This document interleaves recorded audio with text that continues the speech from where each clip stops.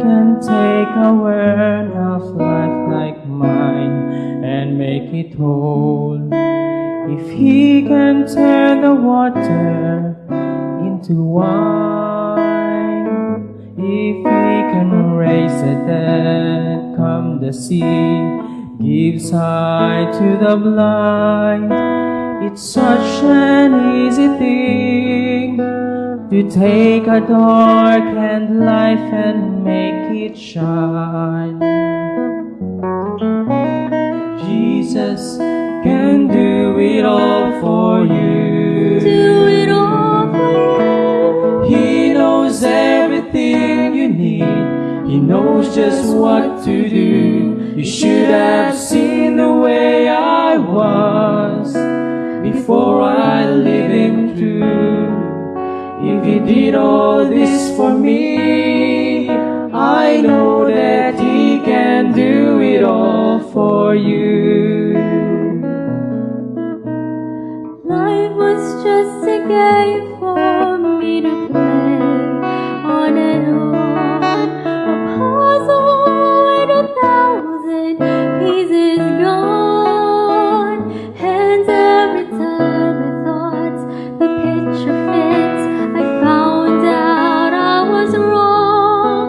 My life was incomplete, 'cause Jesus had the pieces all along. Jesus can do it all for you. He can do it all for you. He knows everything you need. He knows just what to do. You should have seen the way I was before I lived it through. If He did all this for me, I know that He can do it all. Jesus can do it all for you. Do it all for you. He knows everything you need. He knows just what to do. You should have seen the way I was before I lived Him through. If He did all this for me, I know that He can do it all for you. If He did all this for me, I know that He can do it all for you.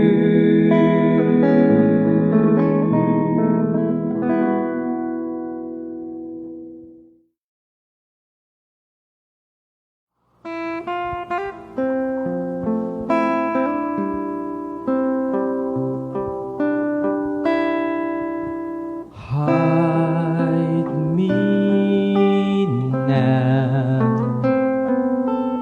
under your wings. Cover me within your mighty hand. When the oceans rise and thunders roar, I will soar with you above the storm. Father, you are King over the flood, and I will be still, know you are God. I will be still, know you are God. Find rest, my soul, in Christ alone. Though He is found in quietness and trust. When the oceans rise and thunders roar, I will soar with you above the storm. Father, you are King over the flood. still, know you are God. I will be still, know you are God. When the oceans rise and thunders roar, I will soar with you above the storm.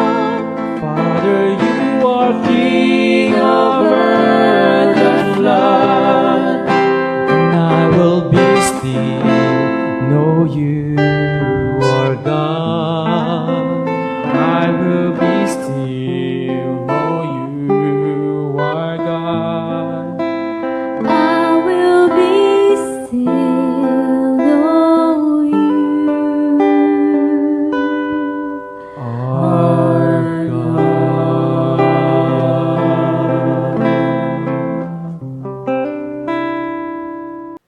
Happy Sabbath, church. And I am happy that despite of the situation in Philippines and actually even the whole world, we have come to worship the Lord this morning. I know I was counting the Sabbaths that we have been locked down, and it's fourth Sabbath already. How was your life? How was your situation at home? Were you able to do something? Were you productive at home or just sitting down and do nothing? I hope that you had an enjoyable time with your family. Before we proceed, I would like to ask those who are at home listening to pray with me. Let us pray. Search my heart, O God, and if you find anything that will distract for the word to be heard today, please take them away. Cleanse me, O Father. I pray, O Lord, to give us new eyes to see the one you love, to give us new ears to hear the word of the Lord, and give us a new heart to understand your word today. Help me decrease, O Father, so that Jesus must increase. This I pray. Amen. Today's study is entitled, A Ship That Never Sail. A ship that never sail. And I would like to open our study with a quote. It says, a ship is safe in the harbor, but that's not what ships are built for. A ship is safe in the harbor, but that's not what ships are built for. Yes, ships in port are safe. No storm can struck it. No pirates to attack. But that's not what ships are built for. Ships are supposed to be in the ocean. Ships are supposed to be in the middle of the sea. And so ships should not stay in the harbor. A ship that is never set sail are studied this morning. And I would like to ask everyone to consider ourselves to be the spiritual ships throughout our study this morning. Consider ourselves to be the spiritual ships. It says here that the greatest tragedy in this life is not only ships that are lost at sea, but also ships that never set sail. Sounds weird. But it says that the greatest tragedy in this life is not only ships that are lost in the sea, but also ships that never set sail. You know, I've heard a lot of news that there are some boats sank here in the Philippines, and a lot of people sank with the boat. But it says here that it's not only the greatest tragedy, but also those ships that stayed in the port and never set sail. An individual who is lost is that somebody that died. An individual that is lost is a person who is in coma or in comatose. An individual who is lost is that somebody that is not conscious enough to make right decisions. And those people who are lost are those people battling the COVID-19 thinking if they would survive or not. Well, we have to pray for them though. But an individual who is a ship that is stuck in the harbor is somebody who has a potential but never experience it. They stuck in the harbor. An individual who is a ship that's stuck in the harbor are those persons in prisons. They are ships in the harbor because they can pursue their dreams. And those ships that are stuck in the port are the youth, comes from a privilege, but they don't become anything. And the greatest tragedy are the spiritual ships that never set sail. They all say amen, but they are stuck in the harbor. I remember my professor preached one Sabbath relating the experiences of the Adventist in their faith. It says, 1 year in the Adventist faith, oh, you are still a baby. Still babe. But 10 years in the Adventist faith, and you are still baby, sucking the milk in the bottle? 30 years in the Adventist faith, and still a baby? He said, we should grow. Christians or Adventists should grow. We should not stay or we should not remain baby even for 50 years in the Adventist. We should grow. We should be a spiritual ship that is in the middle of the sea. The message today hopefully make us get into the deeper part of the ocean to launch out our spiritual ships. Now let's go to the Bible and hear the word of the Lord. 1 Kings 9 verse 26. It says here that King Solomon also built a fleet of ships at Ezion-Geber, which is near Elath on the shore of the Red Sea in the land of Edom. King Solomon, the third king of Israel, known to be the wisest king ever lived, well known of his wisdom, King Solomon built a fleet of ships. But actually, it's not only King Solomon who built a fleet of ships. Let's go to 1 Kings.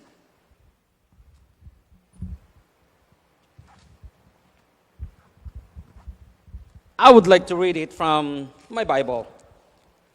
1 Kings chapter 22 verse 48. It says,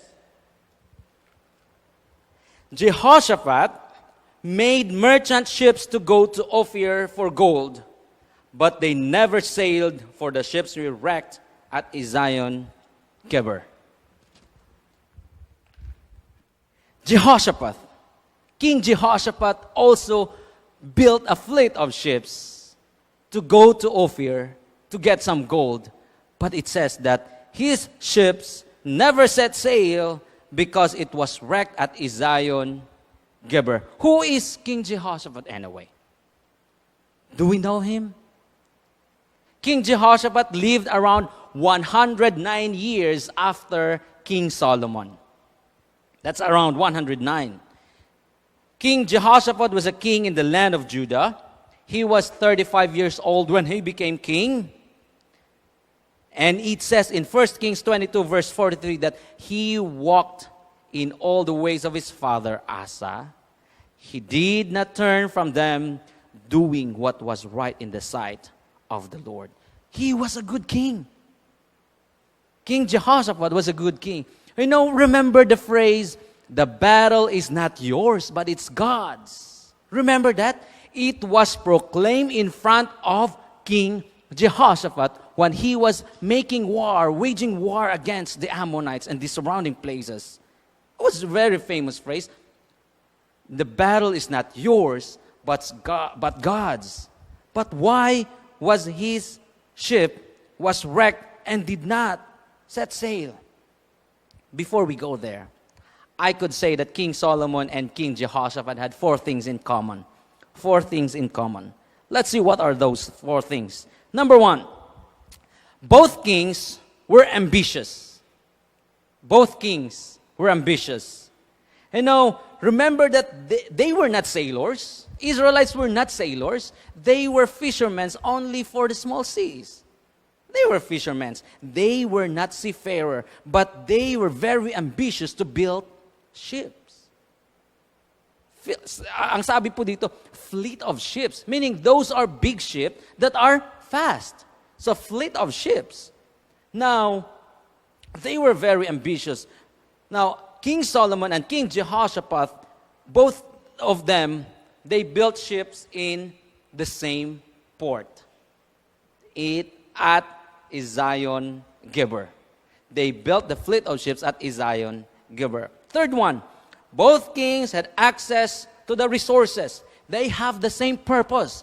Ang sabi po sa text, mga kapatid, ang sabi po sa Biblia, that they built a fleet of ships to go to Ophir and take some gold or for gold. So they have the same purpose, or they had access to Ophir to bring some gold. And King Solomon and King Jehoshaphat, both of them had the same destination, which is Ophir. I tried to search where Ophir is, and it says that it was in Africa.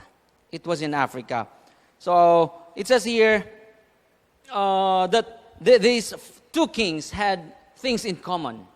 But remember, if we continue read, only King Solomon came back with gold.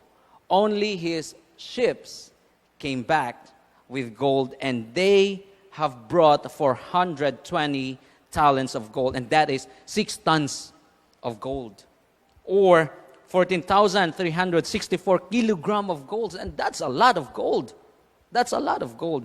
King Jehoshaphat's ships, however, never set sail. I can tell you why, but right now I would like to share first what happened to the ships that stuck in the harbor. If your ships are stuck in the harbor, what happened to them? Number one, when ships never sail, it is untried, and therefore it is untrustworthy. Remember Titanic? I watched Titanic when I was, I guess, elementary or high school. I can't remember so well. But it says that when they have built Titanic, they claim that this boat is unsinkable. This boat is unsinkable. But because it was untried, it sunk in the middle of the sea because it's untrustworthy. So if our spiritual ship never sail and stuck in the harbor, it is untried, and therefore it is untrustworthy.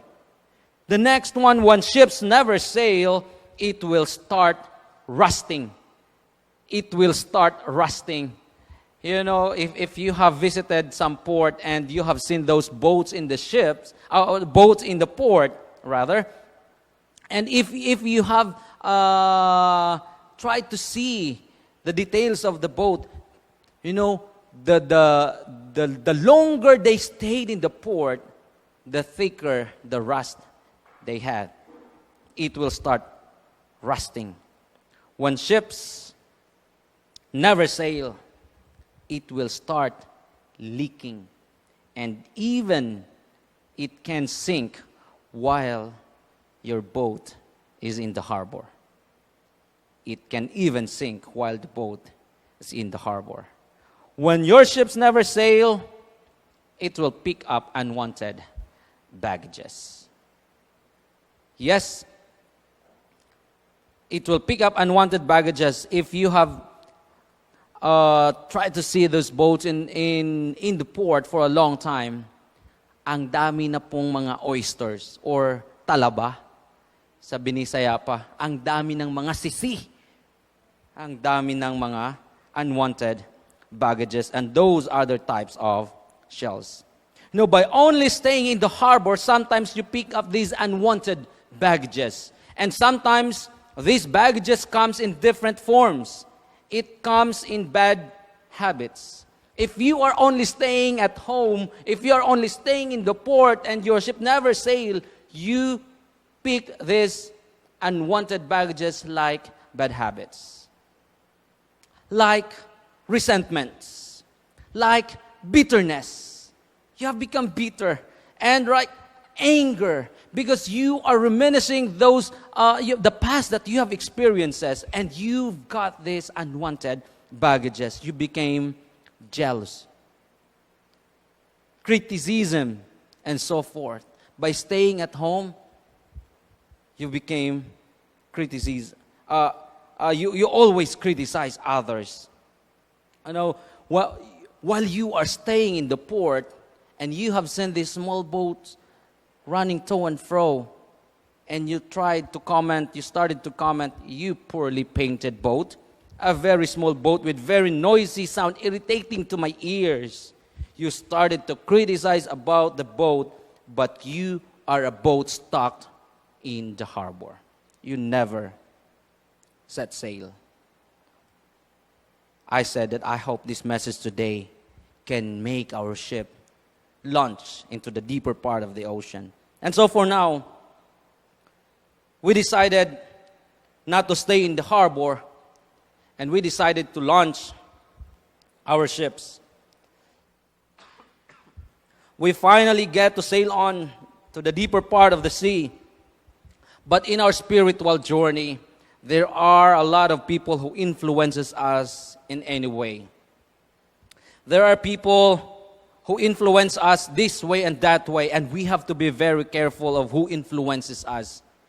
And sometimes, those people who influences us are like cruise ships. You know cruise ships? Some people influences us like cruise ships. Cruise ships, they will pick you up from your port. They will use your credit card. They will drain your pockets. And after a few months or after a few weeks, they will bring you back to the port where they picked you. And what you've got? Only fun. Those are cruise ships. They drain you, but they don't give back. Be careful. There are people who influences us that way. They drain us, but they don't give back. Some of those people are in the workplace. And some of those people at worst are inside the church. So be careful of those people who influences us like the cruise ships. Some people influences us like sailboat. Sailboat, when they are tossed by the wind here and there. Sometimes they go to church, sometimes they don't, and they don't care. We have to be very careful. They might influence us like a sailboat. And others, some probably, we are influenced by warships. I said warships, not warships. Warships. Those people are more of conflicts and criticisms. Marami yan. Nakaupo lang sila kasi wala namang may ginagawa. And so, ang tinitingnan lang nila are all negative in every dealings. Sabi ba, ayun si brother. Kung ito sana yung ginawa niya, mas maganda pa yung naging program. Ay, ano ba yan? Yan lang lagi ang nakikita nila. They are like warships. They are more on conflicts and criticisms. I've known some people like this. And to the worst, they are even inside the church. I hope that we are not be influenced by those kind of people. They only see negative in the programs, and they will start criticizing. But the worst, they are not helping. They are not helping. Some people influence us like submarines. Submarines. Did you hear me? Submarines. They are there, but not there. They are like submarines. They are inside the church, but it seems that they don't. They are member of the church, but they do nothing. They are like the so-called SDA, sitting down always.